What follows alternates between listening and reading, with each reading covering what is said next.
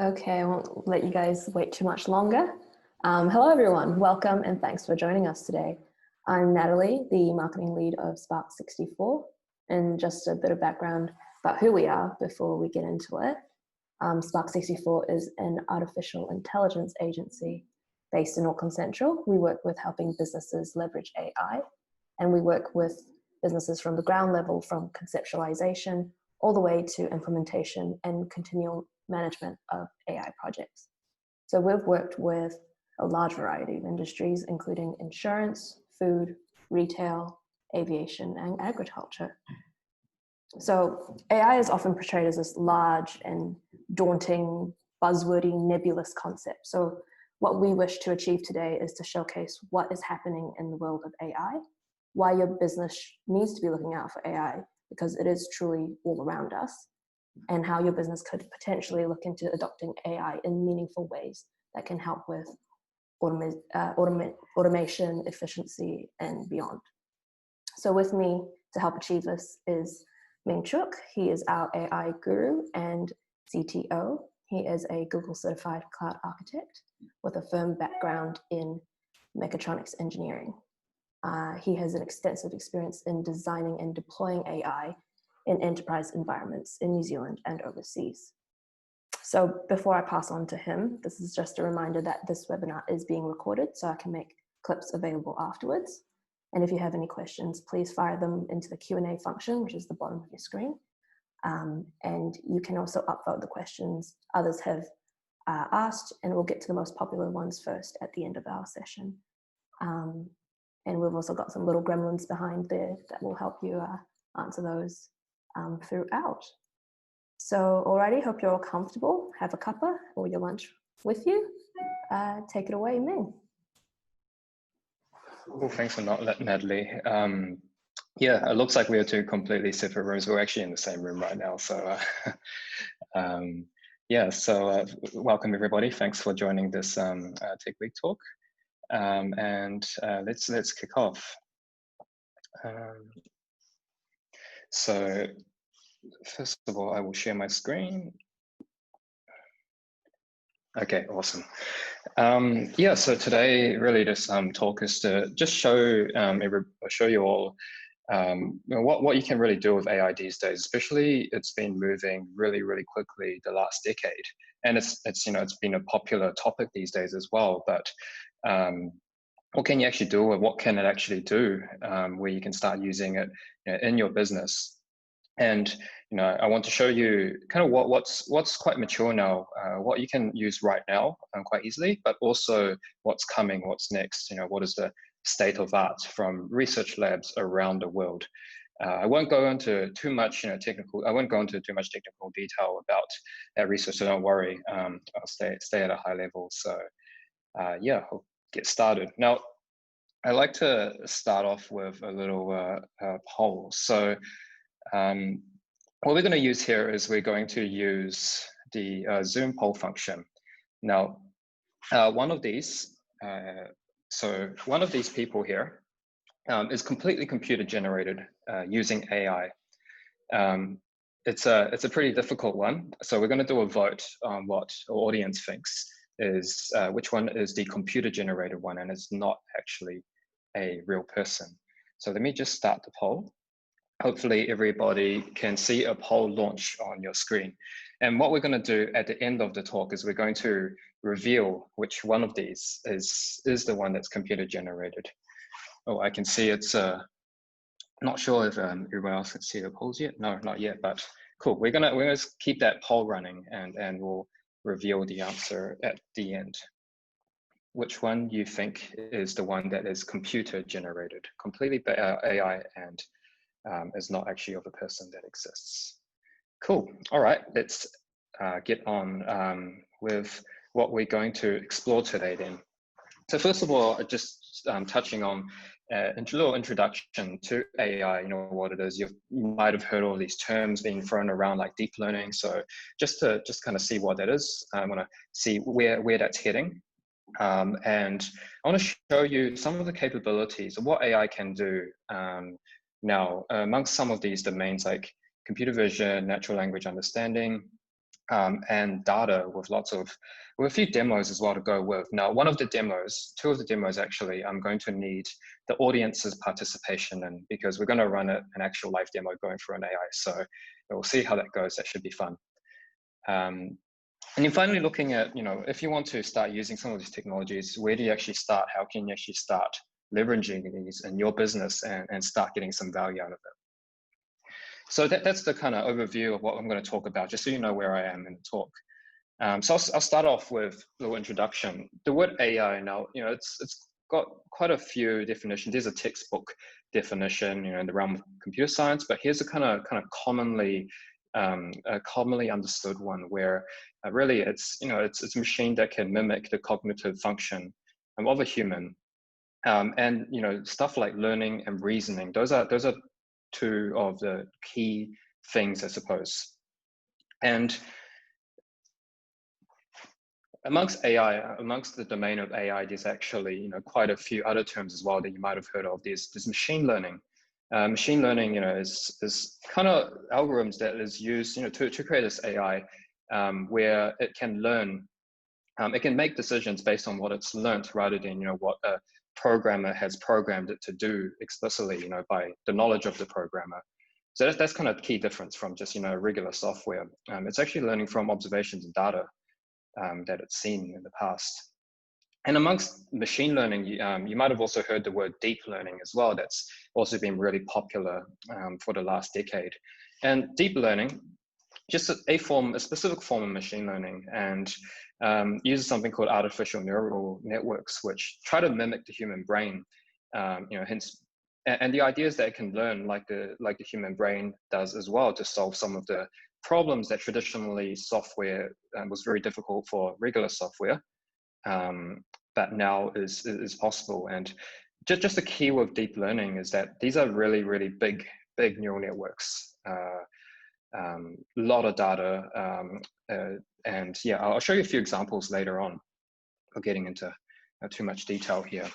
Now, when you think AI, I guess a lot of people think AI as chatbots, as robots, but it's actually quite a bit beyond just chatbots and robots. AI is in places that you probably don't realize. For example, Google search. When you do a Google search, recently Google has added one of their natural language models to be able to help serve more immediate responses. Now, instead of showing me a Wikipedia article about New Zealand, if I go, what is the capital of New Zealand? They're able to actually understand what the question is and pull out the relevant answer straight from the article, just to make the whole search experience a lot easier and simpler, so you don't have to click into an article and read it. And COVID lockdown, I'm sure you've all been on a lot of Zoom calls, and you might have encountered Zoom virtual backgrounds. And our Zoom virtual backgrounds is actually also a use of, I guess, a computer AI in the computer vision space, to be able to segment, to figure out what part of the image is, as a person, and what part is your background, and then be able to replace the background portion with something else. And that replaces, the need for green screen. Traditionally, you'd have a green screen behind you, and then you just change all of the green color to the background. And more recently, actually, see. So more recently, oops, too far in. So more recently, with the whole COVID, so Facebook has seen an increase in misinformation being spread, hate speech, just with political situations around the world. So they've kind of stepped up their AI. They've used AI to help filter out and find hate speech and misinformation. And it's actually not an easy problem, because you can just look at the picture or the sentence that someone writes itself, but what about combining it together? For example, here we've got two standard meme images. If you just look at the picture, or if you just read the text by themselves, they're pretty innocent. But if you if you actually combine them together, they have take on a whole new meaning. So they've been working on being able to, understand the whole context to be able to better filter out, some of the hate speech and disinformation that's going on. Recently, Apple, they've also included a hand washing, a feature to be able to detect when you're washing your hands in the Apple Watch and tell you, when you're done washing. And this actually does use a machine learning. They've trained a model to be able to figure out, based on the sensor information, when you're washing your hands, when you start washing your hands, when you stop washing your hands. And that's kind of how it can trigger automatically. So, it doesn't have to be, in the face of, in the form of a chatbot. AI can be, embedded, used as a tool in several applications. Sometimes just running in the background, which you don't even know. It's not new. There's been a few attempts at AI, and in the 70s, there was a lot of funding going in, but then they realized that, I guess the hype was, there was a lot of hype, but the results didn't deliver. So, there was the first kind of pop of a bubble, the first kind of AI winter, and second similar situation where there was a new technology, but then they realized that with expert systems, but then they realized that was going to be quite hard to scale. And now we're kind of seeing it pick up again in 2012 with the kind of whole rise in deep learning, and also just coupled with the fact we have better hardware, better computers, better hardware these days to be able to process some of these quite heavy models, which has seen us surge in interest, but actually a surge of usefulness as well. These days it's actually becoming more than just hype. It's actually becoming used like in Google, like in Zoom, and it's actually becoming good enough. And you might be thinking also another question in your mind: how has COVID changed things as well? Actually, with COVID, people have seen an increased spending, especially in public sector, around, for example, to help reduce the load in the healthcare system, being able to speed up diagnosis. There's another report that's shown that 50% of companies have accelerated their AI strategies kind of amidst COVID as well. And, it's with AI and automation, it's about augmenting and helping, giving your employees kind of an extra tool, extra intelligence to be able to, scale. It's not necessarily just, replacing what people are doing, and you'll kind of see how we can use AI as a tool to be smarter about what we do.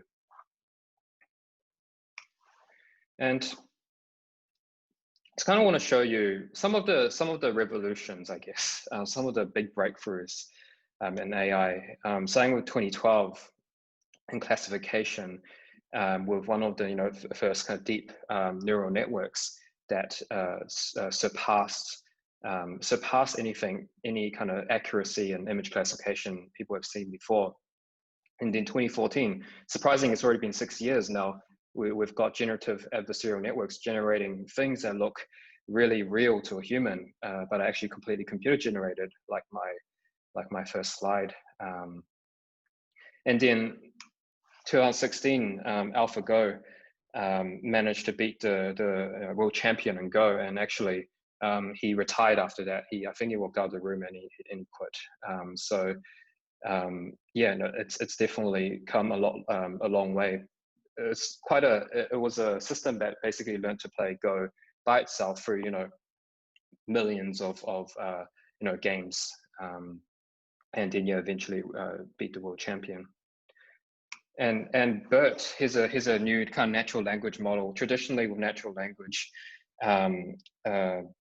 it's been quite difficult to understand kind of context. It was quite, I guess, somewhat easy to derive meanings of individual words, but how do you change your meaning based on the context of a sentence? And we've kind of seen a big improvement in that. So, a big improvement in being able to understand language. So I guess enough of the history now. What's happening now? So now I want to show you, what we can do with AI in the 3 different domains. Computer vision, which is, well, I'll start with computer vision, which is really the ability for the machine to see and understand what it's seeing. So just, I guess, kind of the basic image tasks that we can do pretty well these days. We can, first classify what an image is. What is that whole image? Here it's a cat, but we can actually then localize. We can go deeper and we can localize. Oh, where is that cat in the image? Especially now, if you actually let me just turn on my laser pointer so I can actually just point to things. It might make things a little bit easier. So you can see my laser pointer here. So now you can kind of see where the cat is, and that's especially important where when you have multiple things in the image, you want to locate all of the objects. Here you got some cats, a dog, and a duck. And you can actually go further, and you can actually go specifically which pixels, what parts of this image is containing the cat and the dog and the duck. And you can kind of see how with the segmentation portion, you can kind of see how the Zoom virtual backgrounds might work now. It's just kind of drawing where's that person and cutting everything else behind it. And this, I would say, in my opinion, is relatively mature, and there's quite a lot of research that's been going on in this last decade, and it's getting faster, more accurate. And just to show you, you can actually deal with very, very complex environments here, where there's people, a lot of different people. There's background, there's trees, there's bicycles, and you can actually start segmenting that quite accurately. Now, we decided to, we wanted to test this out on some of our own images and some of our own videos, and so. Went for a drive. I don't know if anyone recognizes where this is. This is Lincoln Road. So this is just I guess, my smartphone mounted on a car phone holder, just taking, a regular video. And so we've just applied what's called a pre-trained model. So a model that someone's already trained, labeled things with, across, and just ran it through this video, and it's all very simple to do. I think we generated this video in like half an hour. So it really speaks for how quick it is to kind of leverage some of this AI these days. So here, it's actually segmenting out the cars pretty well. Occasionally there's some stuff in the background, but overall it's pretty good. But what if you want to actually, what if you've got something else? What if you've got a manufacturing plant or something you want to try recognize, detect where your produced goods are, or if you've got your own application? How easy is it for you to leverage this technology for your own stuff? So we tried that as well. So we went, okay, this model wasn't trained to pick up license plates before. So we gave it a few examples of the license plate, and we actually only used like 20 examples or 10 examples.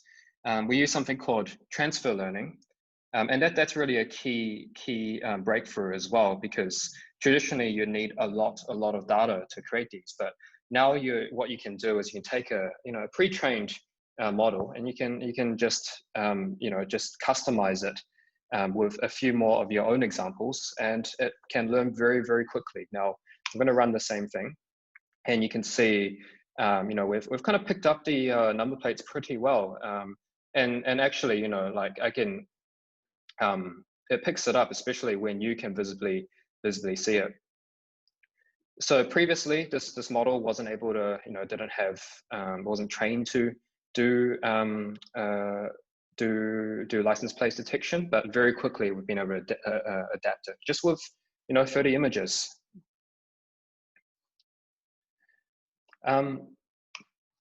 So what can we?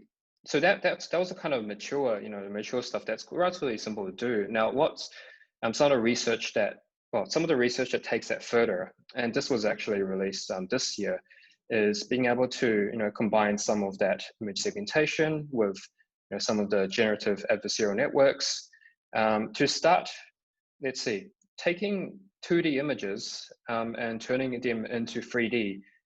So the human mind can actually do this. When you look at an image, you can kind of figure out, oh, okay, that a person is it's got some depth to it, so you can visualize in your mind. But for an AI, it's actually, you know, for a computer, it's quite hard. So this here, you know, we've turned this person doing some free running, just using a single video captured in 2D into a full, you know, 3D model. Again, you know, we want to make sure that this, you know, this research we can use and we can actually leverage. So we tried it again on our own video. So at the back here in the office, we have a ping pong table. We have Dan, the CEO, Nick, one of our engineers, playing ping pong, and we just applied this algorithm across it, and you can see that it's actually doing a really, really good job. Because, you know, let me just here, half of Dan's leg is actually covered by the table tennis table, but it's able to kind of figure out that you know, there's probably the rest of the leg there. Likewise, you know, half of Nick's body here is kind of covered up, but it's kind of figured out, okay, his arm, based on what it can see, which is not a lot, is probably facing that direction. So again, you know, with a human, you can kind of imagine that, but we're starting to get AI and new computers to be able to do the same thing. Another one where, you know, where we're kind of, you know, taking that kind of human cognitive ability into a computer is, here's one that Facebook recently did, being able to digitize a person from, again, just a single 2D image. So here I took a photo of myself, just a regular photo, and now we put it through this deep learning neural network, and you can see that it kind of predicts what the 3D model, like, you know, the depth of the front of my body is, but it can actually figure out what the back of me looks like, and I didn't give it any data about what, you know, behind me looks like. It's kind of just figured it out. Okay, you know, if I can see some wrinkles on this side, there's probably some wrinkles on the shirt, you know, around, or on my jumper around the same location. There's wrinkles on my jeans, you know, that's all.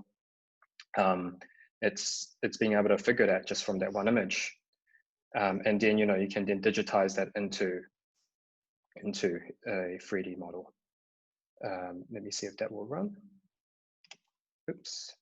So that video is not deciding to run, but basically, you know, there would be this video of the 3D model rotating. So that was kind of image, you know, being able to understand images. Now, looking at how machines can then understand speech and what people say, and this is actually quite important. You know, if you want to start using AI and reducing, you know, load in your customer service, for example, in your call center. So I guess in the call center scenario, for example, you need to first comprehend, understand what people are saying over the phone. And, you know, there's transcription, speech to text has been around for a while, but, you know, it's only recently where, again, it's getting kind of quite good.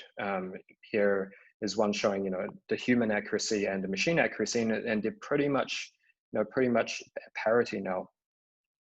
And just to show how, you know, this is not just in research, this is actually being used in real scenarios. I'm just going to turn on the subtitle feature on PowerPoint, and you can see that right now it's transcribing what I'm saying live, and it's doing a pretty good job of it. So PowerPoint has been able to use this feature. You might have seen in Zoom, you might have seen in Google Meet as well, some of the video conferencing software. They've all got, you know, live subtitle function, and it's all made possible some of the recent advances in speech recognition and transcription. So I'm just going to pause this subtitles because it's quite distracting, but hopefully it's worked out well. I haven't actually been reading it. So now you can turn it into, you know, into text. What else can you do with it? You can now start categorizing. For example, just taking the contact center scenario, you can start classifying what a call's about. You can sort them, label them. So if you need to review, you know, like the people calling in about billing or people complaining, you can kind of automatically sort those and group those without your service agents having to type notes as they go, for example. And same time, you can also kind of classify. You can classify whether it's about the service or about billing, whether they're happy about it or whether they're quite or they're not that happy about it, or no, it's quite a neutral conversation. So sentiment analysis is, these two things are quite mature, I'd say. Something that's, I guess, a bit more next generation and is a bit more harder. It's traditionally been a lot harder in the realm of AI.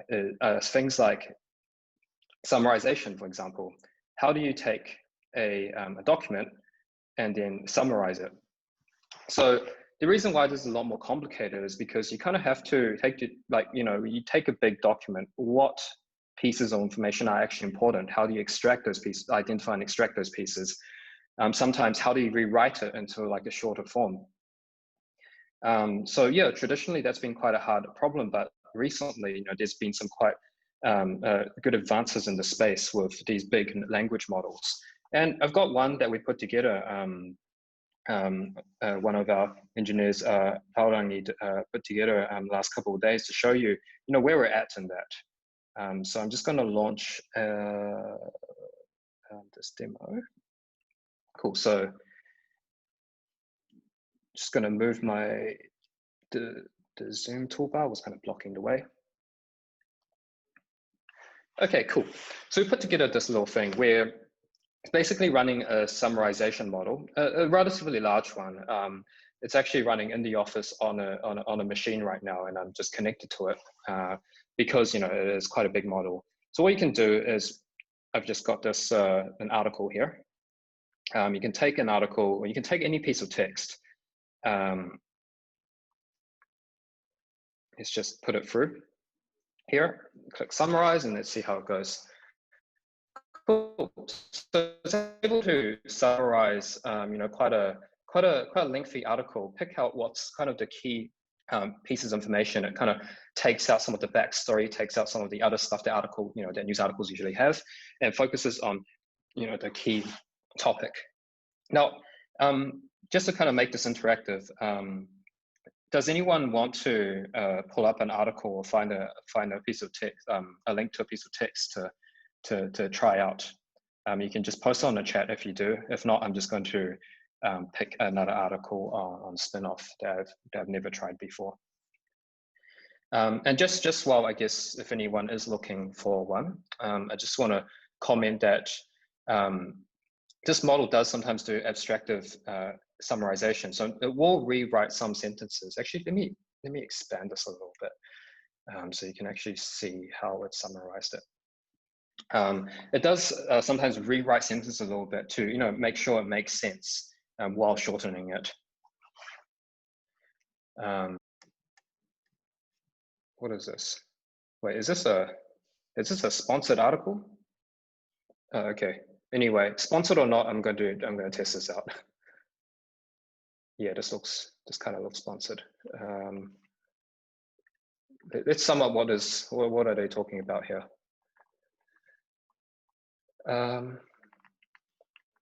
Oh, okay, I've exceeded the word limit. So we do have a bit of a word limit we set up because this is quite a heavy, I'm at 3,600 words. I'm just going to drop that a bit. Have I exceeded it?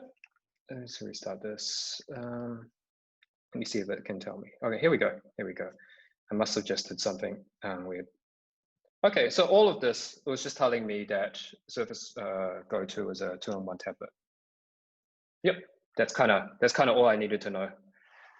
So you can use this then to summarize. If you've got large databases of documents like a knowledge base, and you want to have a quick summary to find information that you need, you can use this along across your internal documents,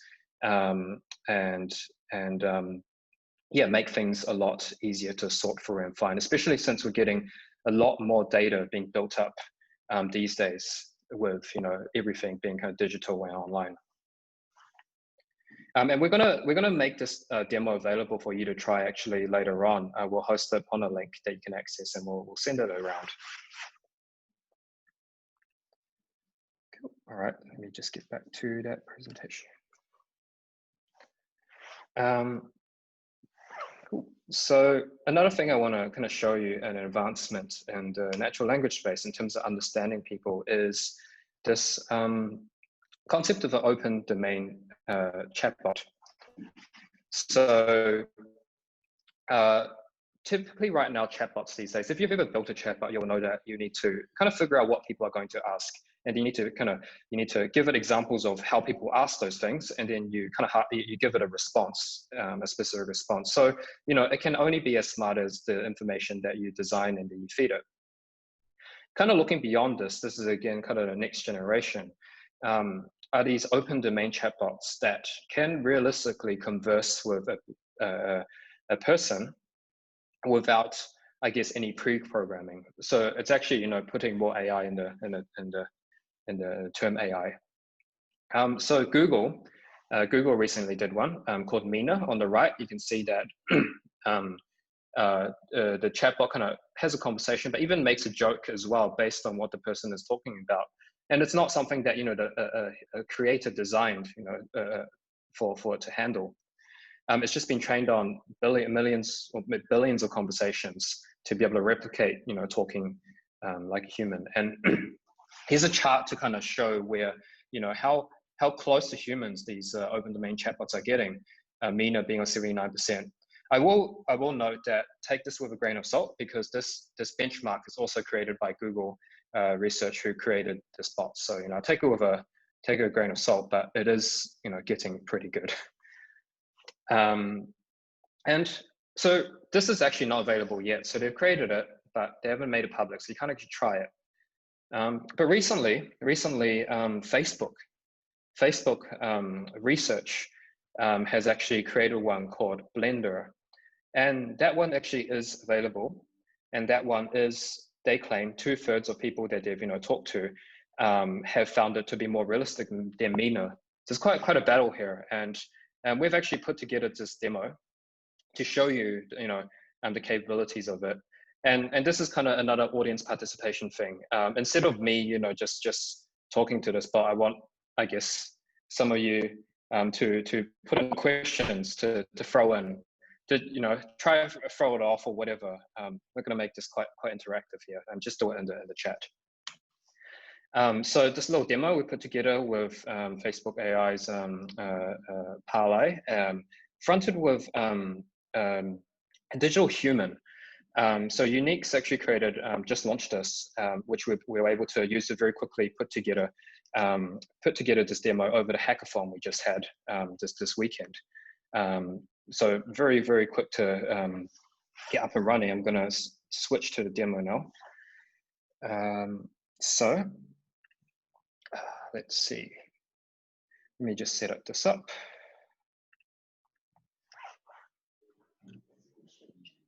What's that, sir? Okay, cool. Great. Let's see how this works. Okay, so we built a little interface for it. So I'm not going to use voice here. I'm just going to chat with it with text. Now I'm just going to say hi to start with. Just let me know if you can hear everything. Hi, how are you? I just got back from walking my dog. Do you have any pets? Okay. Do I have any pets? No, I don't have any pets.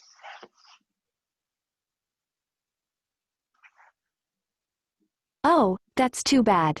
What do you do for a living? I'm a teacher. Okay, you're a teacher. Okay, what do you teach?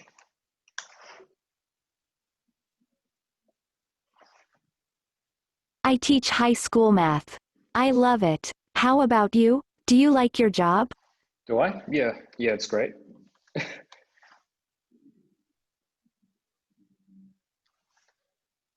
What kind of music do you like?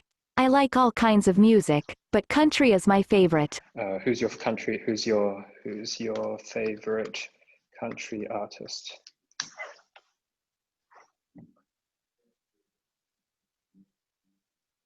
Johnny Cash is my all-time favorite, not bad. but I also like old school country. Yeah.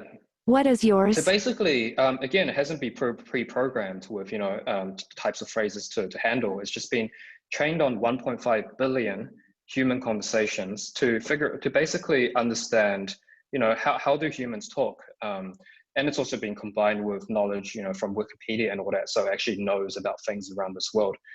Does anyone want to give me a question to ask?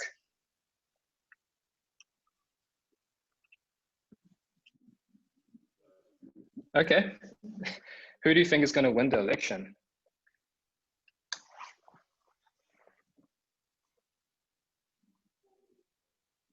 I think it's going to be Hillary Clinton. I think she has the best chance of winning.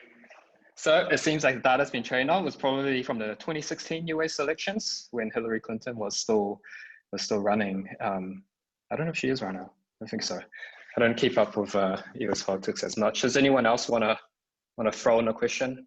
Anything at all? Give it the hardest question.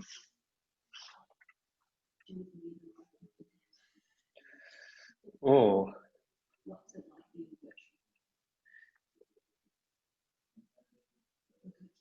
Oh, okay. I'll try these two. Got one. What is Darth Plagueis the Wise? What was that? I don't even know. I can't even answer that. Okay. It's not a story the Republicans would tell you. It's a Sith legend. Darth Plagueis was a Dark Lord of the Sith, so powerful and so wise he could use the Force to influence the midichlorians to create life. Okay, how do you like? So there's some in the Q&A, did you say? Okay, all right. It's apparently there's a few in the Q&A. So I'm just gonna try. I love New Zealand. The people are so friendly and the scenery is gorgeous. New Zealand. Okay. Let's see. How do you like living? Oh, okay. I'm gonna go with this one because this one's quite. What do you think about correlation between quantum mechanics and cat fur? Now this one's quite out there, and I'm curious to see how she responds. I don't know enough about it to have an opinion. I do know that there are more than 70 cat breeds recognized by various cat registries. Yeah. And finally, we'll try this one. Actually, let's see. We'll try this one. Do one more. We'll ask a hard question. Do you believe in life after death in a bit? I'm not sure, but I hope soon. I would love to have a robot companion. Did you just say that she hopes soon that that robots will take over the world? Oh no, we've got a Skynet situation. We've got it's all right. I've got the kill switch. And well, finally this one. We've got a question here. Do you believe in life after death?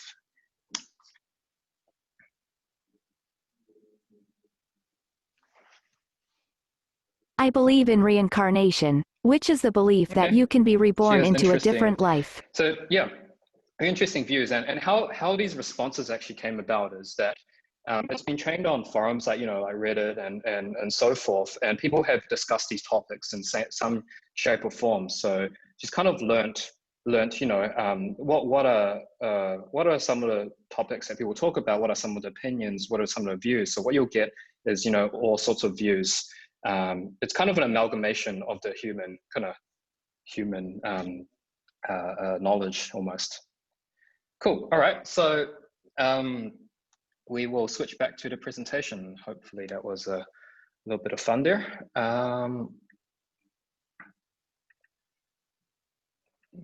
And for special for attendees of this presentation, I can actually give you a demo as well for you to try yourself afterwards, so you can try to throw it off. Cool. All right. And now the kind of final thing I want to touch on aspect is data. Now everything else I've talked about, understanding images, understanding speech, but what about just understanding data and being able to make smart decisions from that? So one of the applications that we've seen also, that's becoming more and more used, and again, as reaching kind of more closer to maturity is classification of data. So for example, just to give you a concrete example, retailer, heaps of SKUs, 1 million SKUs. You want to be able to, and you know, the data coming from manufacturers can be quite varying in quality. Sometimes, you know, they don't even categorize it. Especially since you want to put in your own categories as well. You know, how do you sort into your own categories? So you can quite quickly be able to, you know, take that data, ingest it, tell it what you want to predict and what features are coming in, and then be able to create a model to be able to automatically sort any new data that comes in. And you know, you can do that quite relatively easily now with tools like Google AutoML. You don't actually have to be a machine learning expert to I guess to leverage and implement.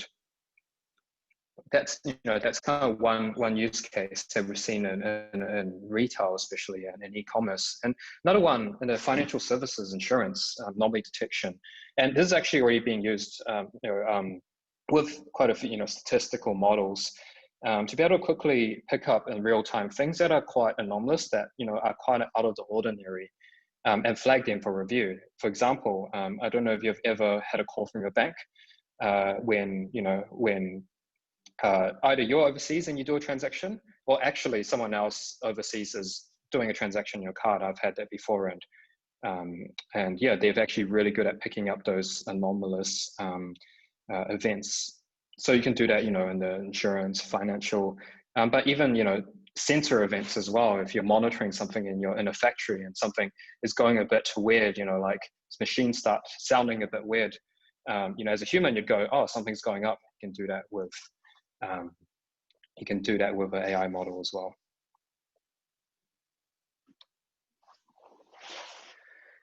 And final one I want to touch on is reinforcement learning. So you remember that I mentioned the AI that could beat the world champion at Go, and you know, DeepMind has created another one called AlphaZero that can do chess and a few other ones as well. And that uses reinforcement learning. But how do you take it beyond playing games, being able to do something else in an industry? So you can use reinforcement learning to, you know, to kind of observe the environment and make decisions. You know, the next best decision on stuff like restocking to optimize supply chain. You can get it to learn, you know, control systems where traditional controllers might not work that well because it's such a complex environment. And even e-commerce, you know, if the user does all these things, what is the next best action for that user? What do you next best show them for them, you know, to maximize something like conversion? So again, what has been, you know, used popularly to play games can now actually be used in industry as well.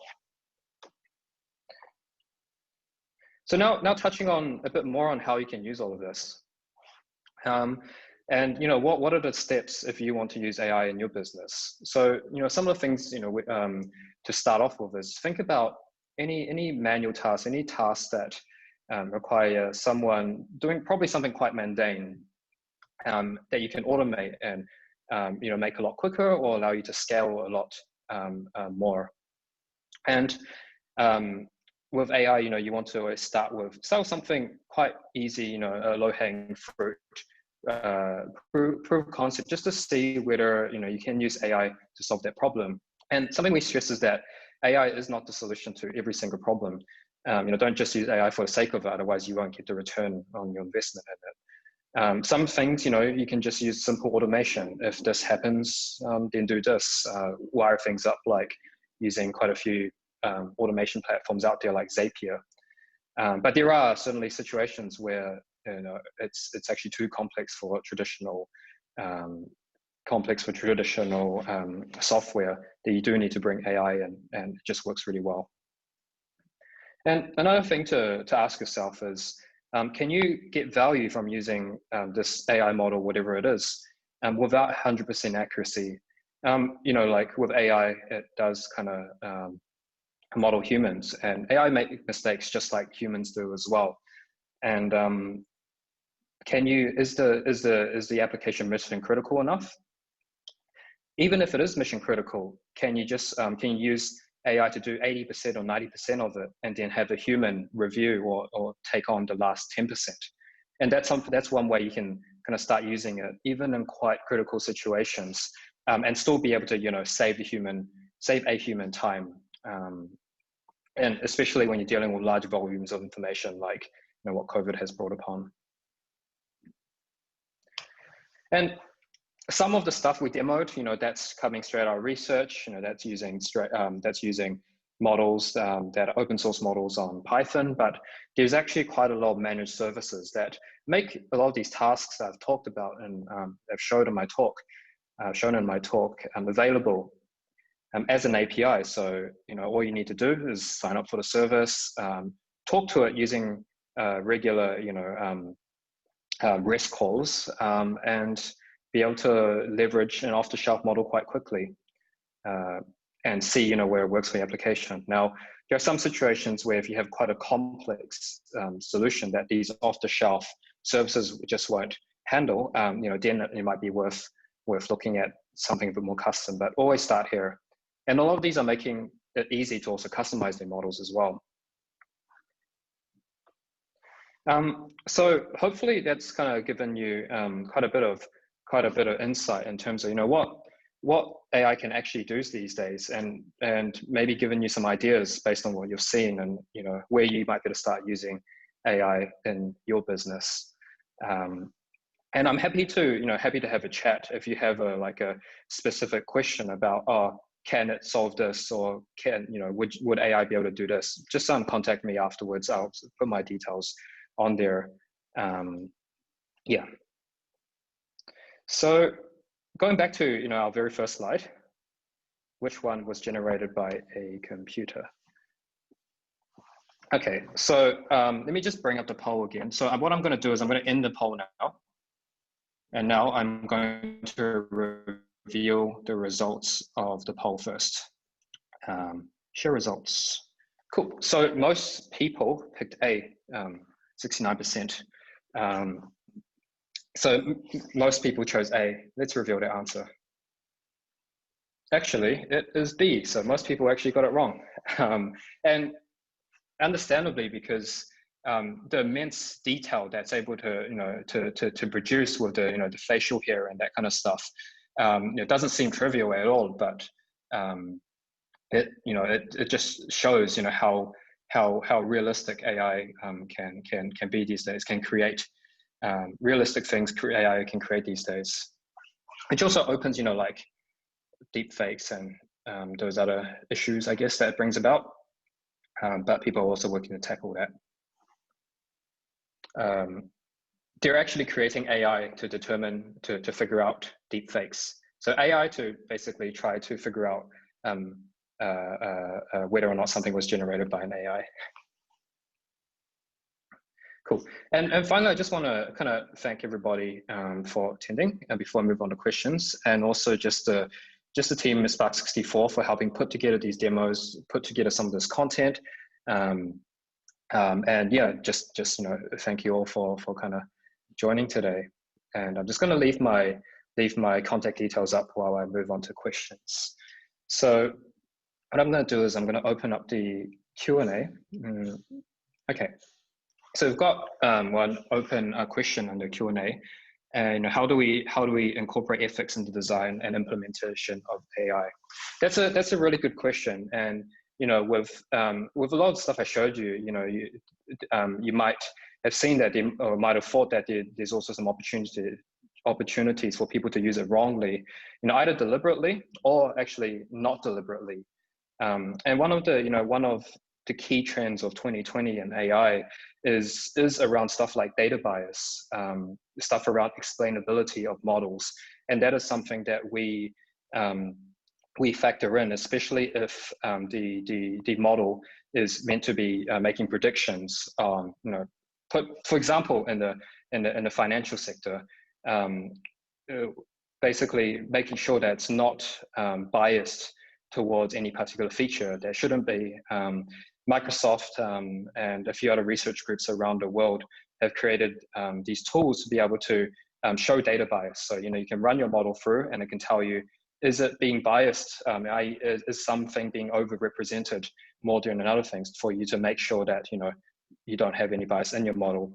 And just with explainability as well, like how is it making that decision? It's quite important when it's especially in the legal and the medical sector.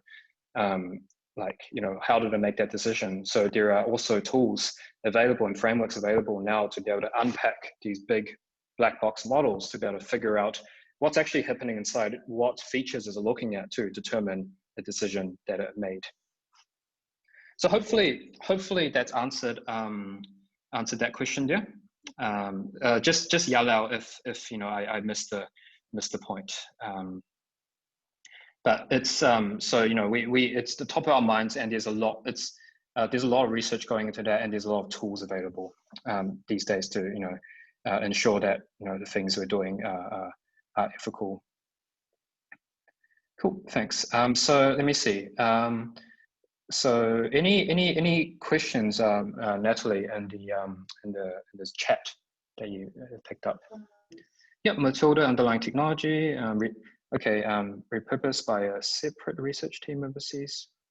Okay, sorry, I'm just trying to understand. So for Matilda, underlying technology was. Oh, sorry. I'm reading the response, not the question. My bad. Okay, Matilda tool, something you built yourselves, developed by someone else. Okay. Yep. Okay, so I was confused because I was reading the answer.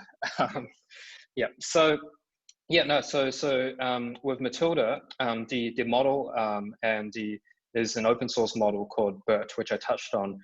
It's based on BERT, and it's also based on research that's been published, I think last year or something, which they've made their findings available and the source code available. And then there's a company called Hugging Face, which wraps a lot of these tools, a lot of models out there to make them, I guess, from a software perspective, quite easy to integrate in your applications. And then what we did was we kind of wrapped it into an API, so you can remotely call it, and we put a front end to it. So for the demo. But so basically, what we've done, it's basically a wrapper around some of the open source technology out there. Okay, cool. Was there anything else? Purchasing are there any good examples using AI to guide purchasing decisions?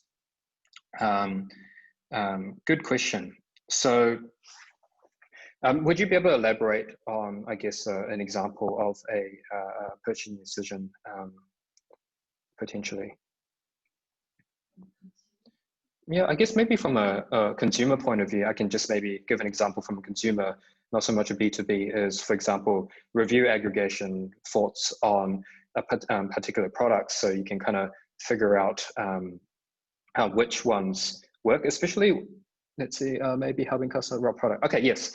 Actually, I was just thinking that as I was answering. So so you can read reviews, you can search up for the product, but what you could do potentially is, everybody might have different needs and requirements in making a purchase.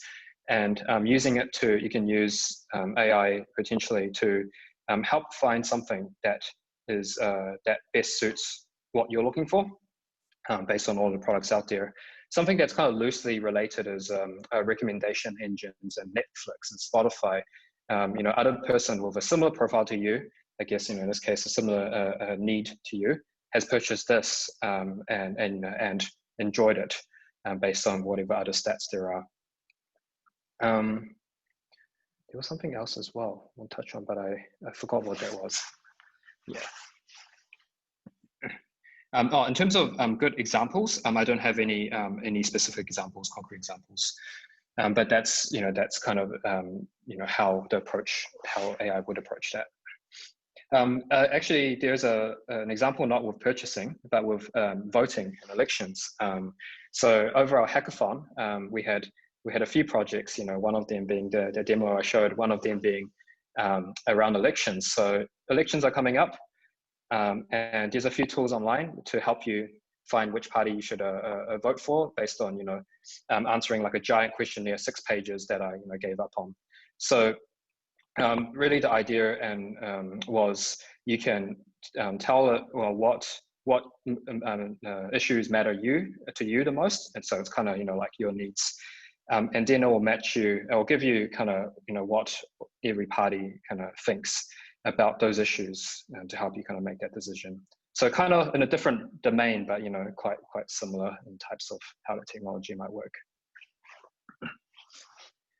All right, is that all? Yep. All right, I'll pass it on to Natalie now. Thanks, everybody.